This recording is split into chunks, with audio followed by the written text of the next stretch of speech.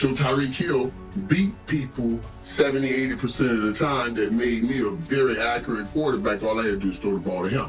But when they started saying, let's take away his first option and make him see his next option, he started struggling. I thought against Atlanta, he got back to saying, okay, I don't have a primary in Tyreek Hill. I'm just going to throw the options. If the first option there, then I get the second option, and I get the third option. And he threw the ball to about 8 or 10 different receivers, and Miami put points on the board and won a game that they needed to win. On the other side, you got Lamar Jackson going home, dog. He's been out. And you know, no matter what, Baltimore, like that big. You want to be the king of Baltimore. But that's just a big fish in a small pond. When you're from Miami, you want to be the king of Miami. You want to be a big fish in that big pond. So Lamar tried to come back off those hamstring injuries and get his team back in the hunt for AFC North title. That's going to be a great battle. I can't see Miami winning this game.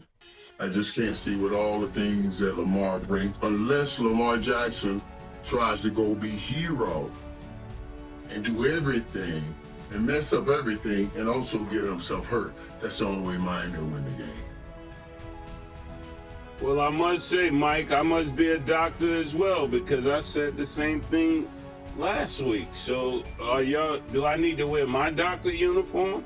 I'm not hating on you, Mike. I see your facial expressions and all of that. When you think of this game, you said exactly what I was saying. Let me talk. Come on, Mike. It says a man's opinion is only as good as his knowledge based on the subject. No, you're not quite a doctor, but what you are is my understudy. You're my understudy. You learn this stuff from you right here with me. You're a great understudy. Learning under a great doctor.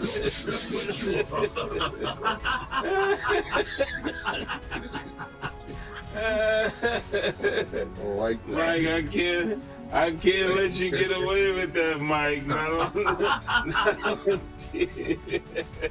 That's all right. That's crazy, Mike. So I'm your understudy. Okay. Let's see what Cam got to say, because it seems like it happens this way sometimes. They say where the student becomes a teacher. This is just a modern progression in today's time. So I'm really flattered, Paul, that you would even come up with this same IQ that I'm already flowing in. So it lets me know that, you know. And you giving me things. That's why I'm saying that's how the teacher never be. That's why it says, hey, only a fool should have himself for a master. As we interchange information, we're going to get greater depth of each other, and you show me things like the faith you have shown in Patrick Mahomes, it is coming to fruition. Dude, that's what I'm talking about here. I don't care about none of these other jokers. What I saw Patrick Mahomes do Monday night, everybody else, we just playing. Even me. I be hoping. When they said Dak is MVP and all of that, I'm hoping that they mean like Patrick Mahomes. But Monday night, Patrick Mahomes said, nigga, shut up. Let me show you really what MVP is. And that was after 2 interceptions in the first half. There's levels to playing the quarterback position that honestly, even more so now than anything I'm learning, is mind-boggling to the success of your team. But I don't think anybody is doing what we saw Monday night. Dude, nobody's talking about this enough. The way Patrick Mahomes played Monday night. Okay, let me tell you something. All right, we come out the weekend and we're talking about Jordan Love. He had a hell of a game. Threw for 360 yards, 3 touchdowns, going up against Aaron Rodgers. We all had fun with Daniel's son taking over and beating us to me yard and snatching it and saying it's mine now. Resting the people in Green Bay. He had 20 straight completions. Anybody reading those numbers and reading that story and seeing these numbers, they say, God damn, he must have played his ass off. He's a bad dude. But all of those plays, he was standing in the pocket, making throws. Yeah, he made the right reads and he made a good throw. But he delivered it to people that lifted him up, 20 straight receptions, all of these things. Patrick Mahomes, this nigga pulled heaven out of hell. I mean, it would look like nothing was there. And then glory just showed up. I said, it's Jesus walking. It was a different thing. Do you understand what I'm saying? Everybody was covered. Everybody, no play to be made. And somehow he makes another play. Dude, it made me think about Dak in the game Dak played in Denver. And when I saw him in feeling pressure, and he threw those interceptions. I said, Patrick Mahomes he's always under pressure, but he never feels pressure. And that's what that's what I'm gonna need Dak Prescott to do. And be some kind of way. I don't know how deep he gotta dig. If he gotta dig all the way to his big ass toe to find it. But he gotta get that right there. I could go with that, Dr. Irvin. Killer, it's your go since the doctors have spoken. Mike, what kind of doctor are you? I'm an internal doctor. I'm fixing all this inside. You understand what I'm saying? Well, let me tell you something. Mase has a PhD in psychology because here's what happened. Mase never even gave a take. He said, Mase, they asked you about Miami and the Ravens. Mase never said a take. All he did was say, Mike, you ain't no doctor, da-da-da-da. Let you go on a 5.5, I timed it, a 5.5 minute rant about nothing to do with the Miami Dolphins or the Baltimore Ravens. Then you got psyched into talking about the Chiefs. This was none of this shit y'all been talking about for 7 minutes. Had nothing to do with the topic. Mase psyched you out. Mase never had a take. You fell into it, thought he had a take.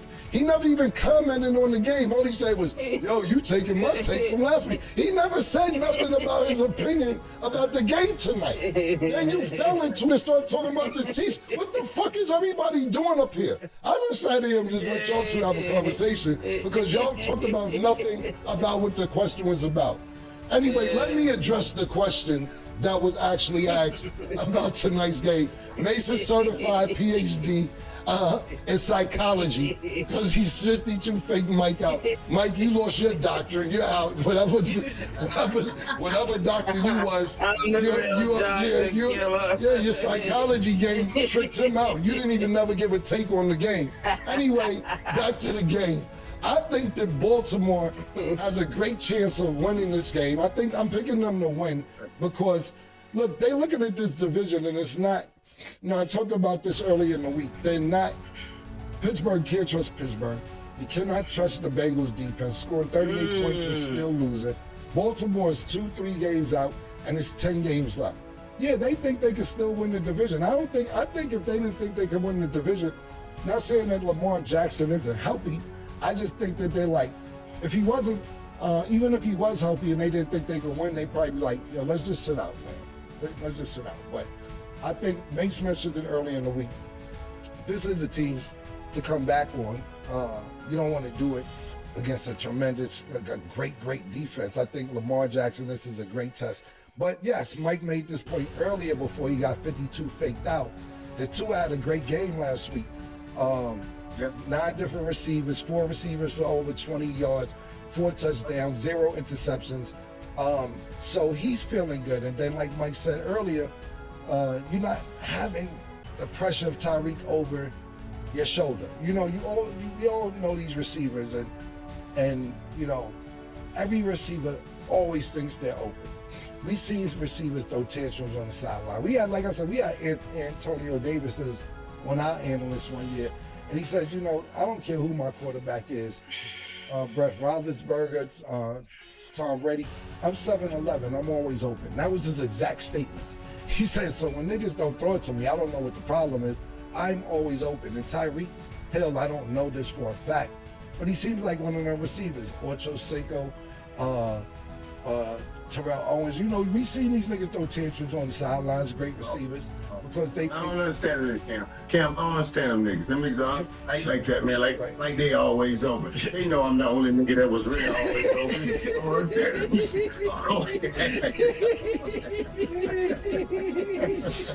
Yeah, man. And listen, man.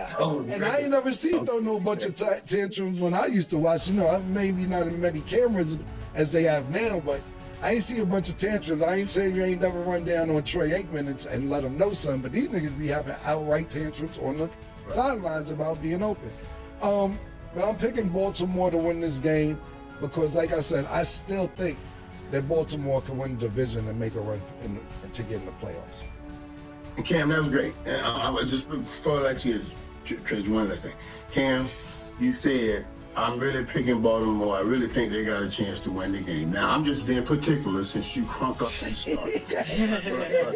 The question ultimately was, do you think Miami has a chance, any chance? And Miami has any chance. And you said, well, I think Baltimore has a real good chance of winning. No. That doesn't work that way. The question was, did Miami have any chance? And you came in and flipped it like you gave us some grade saying, I believe Baltimore got a chance. We already assumed Baltimore won. You understand what I'm saying? Now, I'll let Treasure move on. Now I'll say this last thing because you got a 7.5 minute rain had nothing to do with the game. That's like saying, you got heads or tails. And I say tails, and they be like, yo, heads won. Listen, bro, it's either one or the other. It isn't like it's 4 options, Mike. So if I say Baltimore's gonna win, then that means I don't think Miami has a chance to win. No, but you're right. We're gonna get wordy up here. Let's get wordy. I'm with it. You're 100% correct. I didn't answer the question correctly, but remember you started this thing. Let's get wordy. I'm just saying. Yo, so to answer the question correctly, every team has a chance. If that's the case, get mad at staff for answering the question. When you come on the field, you have a chance. You have a chance. You have a chance. Everybody has a chance. No. That's what you niggas be saying when the Dallas Cowboys look bad. I don't want to hear that now. Oh no. Dang, Mase, no. Mase was talking about, we ain't gonna stop talking about the Cowboys. Oh, why? They ain't got a chance? What you saying? Well, we ain't doing it, bro. We ain't doing that, bro. That's exactly what he said. We're trying to excommunicate him from this show. And now you're talking about everybody got a chance. No, I'm just right, got that. Yeah, you got a point, Mike. I don't think Miami has a chance, even though most people coming on the field has a chance. Miami doesn't have a chance. If they get, they got your boy coming back. He's gonna be probably in rare form against Miami. I believe if they're bringing him back, he's ready to play. And I wouldn't have brought him back, but I think this makes Miami have no chance. If they got Lamar Jackson on the field.